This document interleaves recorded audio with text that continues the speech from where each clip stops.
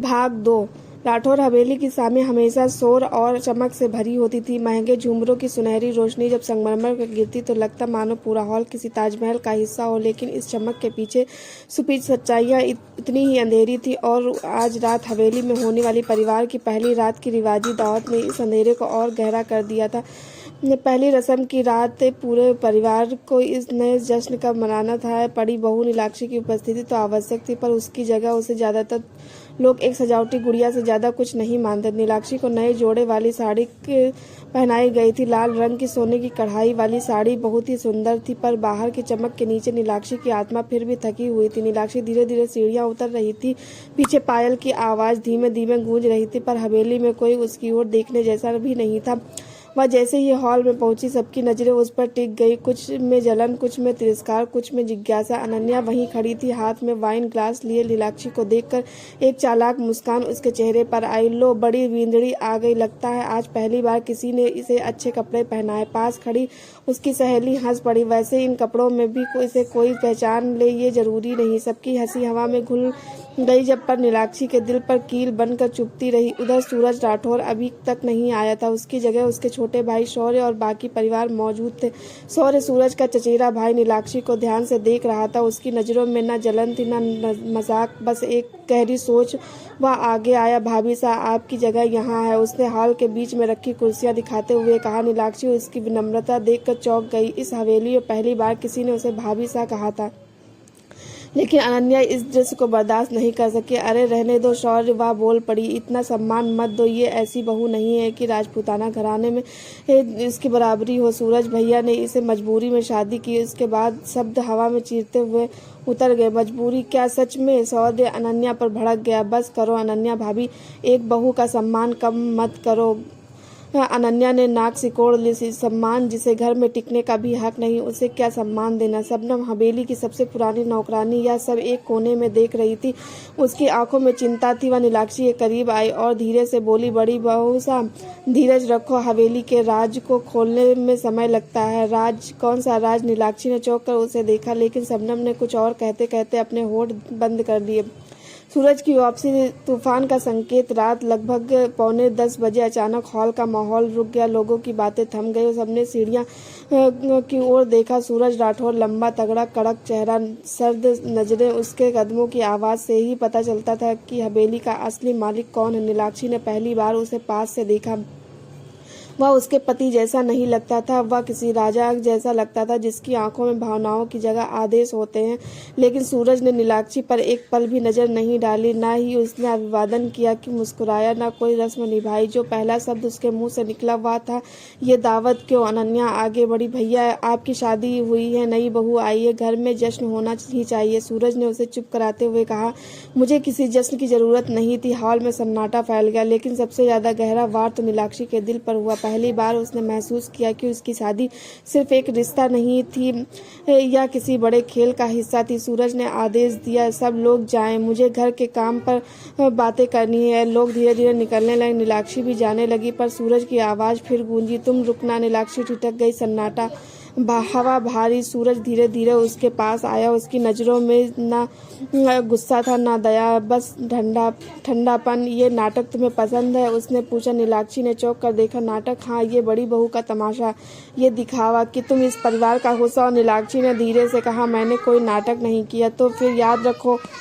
सूरज की आवाज डांट की तरह गूंजी, हमारा रिश्ता सिर्फ नाम का है। मुझे इस शादी में कोई दिलचस्पी नहीं है। तुमसे कोई उम्मीद मत रखना, समझी?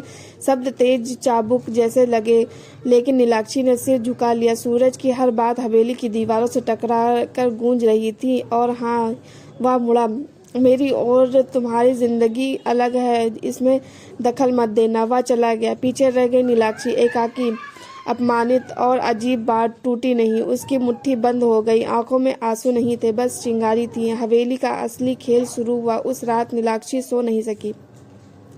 हवेली का हर कोना जैसे उसके कान में फुसफुसा रहा हो, ये घर वैसा नहीं जैसा दिखता है। सुबह सुबह रसोई में खाना बन रहा था। नए घर की बहू होने के बावजूद नीलाक्षी को भी वही काम करना पड़ रहा था। अनन्या भी रसोई में आई, अपने ब्रांडेड परफ्यूम की महक बिखेरते हुए। अरे सुनो बड़ी बिंदड़ी, उसने ऊंची आवाज में कहा, आज हमारे क्लाइंट्स आ रहे हैं, बस मेहंदी की महक वाला खाना मत बनाना, उसे लोग गरीबों का खाना कहते हैं। रसोई की सभी महिलाएं हंस पड़ी। नीलाक्षी चुपचाप काम करने लगी। उसे एक बात समझ आ रही थी, यह घर उसे कमजोर बनाना चाहता था, पर वह हर अपमान को धीरे जमा कर रही थी ताकि एक दिन ये सब उसका हथियार बने। शाम को लोगों के आने का समय था। हवेली चमक रही थी, लेकिन असली चमक अनन्या के चेहरे पर थी। वह नए गाउन में दमक रही थी।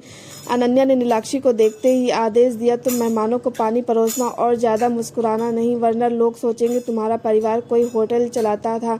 उसके शब्द सबके सामने थे, किसी ने रोका नहीं। मेहमानों के सामने अपमान। मेहमान आए उच्च समाज के लोग, बड़े बिजनेसमैन, उनके परिवार। नीलाक्षी पानी लेकर गई। उसकी चाल धीमी और आंखें झुकी हुई थी, जैसे उसे सिखाया गया था। तभी अनन्या ने सबके सामने कहा, अरे ये हमारी नई मेरा मतलब नई बहू है। लोग मुस्कुरा दिए। किसी ने मजाक में कहा, बहुत सिंपल है राठौर बहू तो रॉयल लगनी चाहिए। अनन्या बोली, क्या करे भैया को तो सिंपलिसिटी पसंद थी। बस सब हंस पड़े, पर नीलाक्षी का चेहरा सफ़ेद पड़ गया। वह धीरे भीतर तक सुलग उठी। इसी बीच सूरज अपने बिजनेस पार्टनर से बात कर रहा था। उसकी नज़रें एक बार भी नीलाक्षी पर नहीं गई।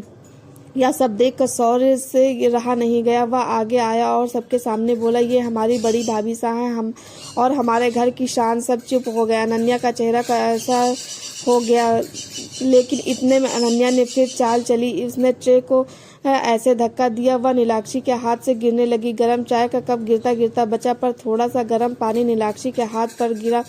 उसने हल्की सिसकारी भरी। अनन्या तुरंत बोली, अरे कितनी लापरवाह है ये, मेहमानों के बीच में यह ड्रामा। इस सबकी नजरें फिर नीलाक्षी पर, लेकिन इस बार कुछ बदल गया। नीलाक्षी ने पहली बार अपना हाथ पीछे सीधा करते हुए सिर उठाकर अनन्या की आंखों में देखा। उसकी आंखें खामोश आग से जल रही थी। अनन्या एक पल के लिए घबरा गई। तूफान की शुरुआत। सब लोग चले गए। हवेली का शोर कम हो गया। रात को नीलाक्षी अकेली आंगन में खड़ी थी। आसमान में तारे चमक रहे थे, पर उसकी आंखों में एक अलग ही चमक थी, संकल्प की। तभी शबनम उसके पास आई। बहू सब ठीक है ना? नीलाक्षी ने पहली बार अपने मन की बात कही। ये घर मुझे तोड़ने की कोशिश कर रहा है, पर मैं टूटूंगी नहीं। शबनम ने गहरी सांस ली। बहू सा, आपको एक बात बता दूं, यह हवेली बाहर से जितनी चमकदार है, अंदर से उतनी ही अंधेरी। यहाँ जो दिखता है वह होता नहीं, और जो होता है वह किसी को दिखता नहीं। क्या मतलब? शबनम ने सावधानी से इधर उधर देखा। आपको इस हवेली में लाया गया है किसी बड़ी वजह से। किस वजह से?